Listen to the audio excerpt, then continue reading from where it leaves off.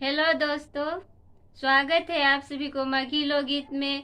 और आप सबके लिए मैं आज एक ठो बहुत सुंदर बेटी विवाह गीत लेकर आई हूँ। यदि पसंद आए तो सब्सक्राइब जरूर कीजिए और नए हैं चैनल पर तो सब्सक्राइब कर दीजिए।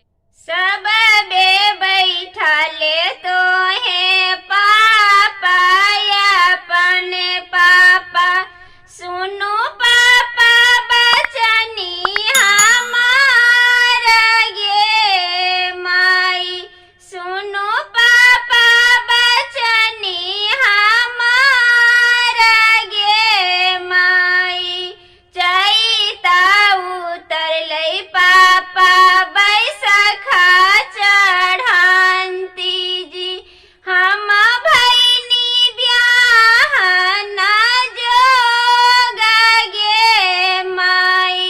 चैता उतरलै पापा बैसखा चढ़ांती जी, हम भैनी ब्याहन जोग गे माई।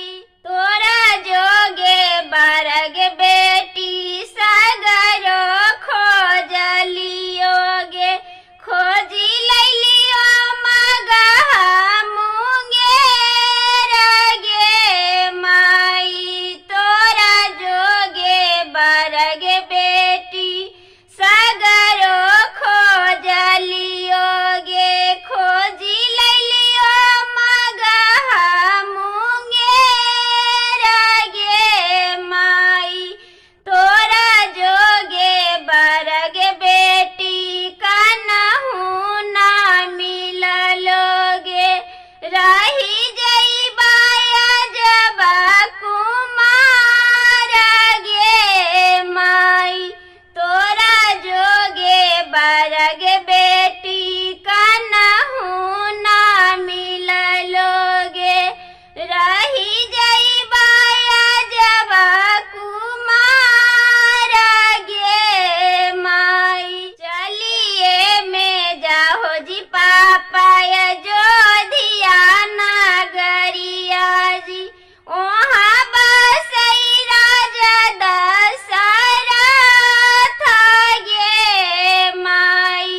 चलिए में जाहो जी पापा अयोध्या नगरिया जी, वहाँ बसई राजा दशरथ गे माई। राजा दशरथ जी के चारी गो बेटवा है, चारों हखिनिया जब कुमार गे माई।